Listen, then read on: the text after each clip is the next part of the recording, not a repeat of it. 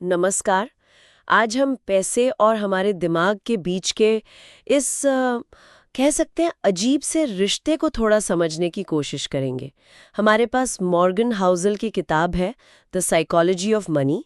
उसका एक सार है और हमारा मकसद है ये जानना कि क्यों अमीर बनना या आर्थिक रूप से सफल होना ये सिर्फ नंबरों का खेल नहीं है। ये हमारी सोच, हमारे डर, हमारी आदतों पर कहीं ज्यादा टिका है। बिल्कुल। और ये बात मुझे भी हमेशा थोड़ी चौंकाती है कि हम कितना दिखावा करते हैं कि हम पैसे के बारे में कितने तर्क संगत हैं। हाँ, जबकि हाउसेल साफ कहते हैं कि भाई असलियत में हमारे बड़े से बड़े फैसले वो ठंडे दिमाग से नहीं लिए जाते। नहीं लिए जाते। वो डर से, लालच से या शायद दूसरों को दिखाने की चाहत से लिए जाते हैं। सही। तो मतलब हमारी डिग्रियां नहीं, हमारा व्यवहार तय करता है कि हम इस खेल में जीतेंगे या हारेंगे। हार बनता कैसे है? वो बनता है हमारे अपने अनुभवों से।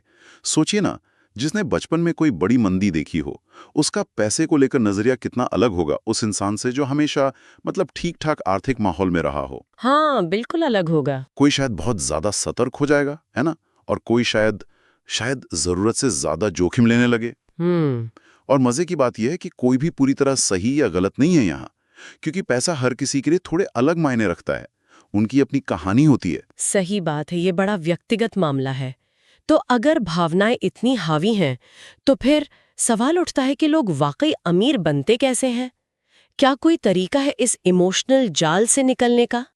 एक जवाब, और शायद सबसे शक्तिशाली जवाब, एक बहुत ही सरल सिद्धांत में छुपा है: कंपाउंडिंग, चक्रवृद्धि। चक्रवृद्धि। हाँ। ये कोई रॉकेट साइंस नहीं है, बस।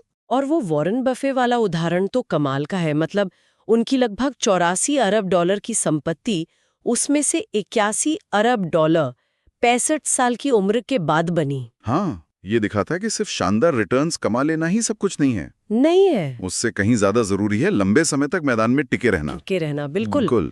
इसे आप धैर्य का इनाम कह सकते हैं। लगातार इन्वेस्टेड रहना, बाजार के उतार चढ़ाव को झेल जाना, यही असली खेल है। छोटे नियमित निवेश भी अगर लंबे समय तक, मतलब सालों साल चलते रहे, तो वो कमाल कर सकते हैं। ये सिर्फ गणित नहीं है, ये एक मानसिकता है। और इसी से जुड़ी एक और बड़ी दिलचस्प बात निकलती है कि अमीर बनना एक चीज है और अमीर बने रहना वो बिल्कुल दूसरी। हाँ, ये दो अलग अलग स्किल्स हैं। बनने के लिए शायद हिम्मत चाहिए, थोड़ा जोखिम, थोड़ी किस्मत भी शायद। हाँ, आक्रामक होना पड़ता है थोड़ा। लेकिन बने रहने के लिए विनम्रता चाहिए, फजूल खर्ची से बचना और ये समझना कि पैसा आने के बाद उसे गंवाना कितना आसान हो सकता है। हौसल की एक और बात याद आती है मुझे। बचत आपकी आय और आपके अहंकार के बीच का फासला है। वाह, ये बड़ी गहरी बात है। मतलब दिखावे की दौड़ में शामिल न होना ही समझदारी है। बिल्कुल, ये एक तरह का मानसिकता का बदलाव है। आप अटैक मोड से डिफेंस मोड पर आ जाते हैं। पैसा कमाने के बाद उसे संभालना, उसकी रक्षा करना ज्यादा जरूरी हो जाता है। सही है। लेकिन एक सवाल फिर उठता है, हम ये सब कर क्यों रहे हैं? मतलब पैसा चाहिए क्यों? क्या सिर्फ बड़ी गाड़ी या बड़े घर के लिए? ये अच्छा सवाल है और हौसल का जवाब शायद कई लोगों को थोड़ा सोचने पर मजबूर कर दे। वो कहते हैं कि पैसे का सबसे बड़ा फायदा उसका उच्चतम रूप अपने वक्त पर अपना कंट्रोल होना है। अपने समय पर नियंत्रण। हाँ, सुबह उठकर ये कह पाना कि आज मैं वो करूंगा जो मैं करना चाहता हूँ, वो असली दौलत है, महंगी चीजें नहीं। वाकई ये आजादी दे रहा है या बस और ज्यादा चीजें खरीदने का जरिया बन गया है? हाँ, क्या हम उस आजादी के लिए काम कर रहे हैं या बस अगले स्टेटस सिंबल के लिए? और यहीं पर यह सवाल और भी पेचीदा हो जाता है कि आजादी का मतलब हर किसी के लिए क्या है? क्या ये वाकई सबका अंतिम लक्ष्य है या सिर्फ एक पड़ाव? ये तो व्यक्तिगत मूल्यों और प्राथमिकताओं की बात है। और ये सब हमें एक आखिरी और शायद सबसे मुश्किल मनोवैज्ञानिक चुनौती पर ले आता है।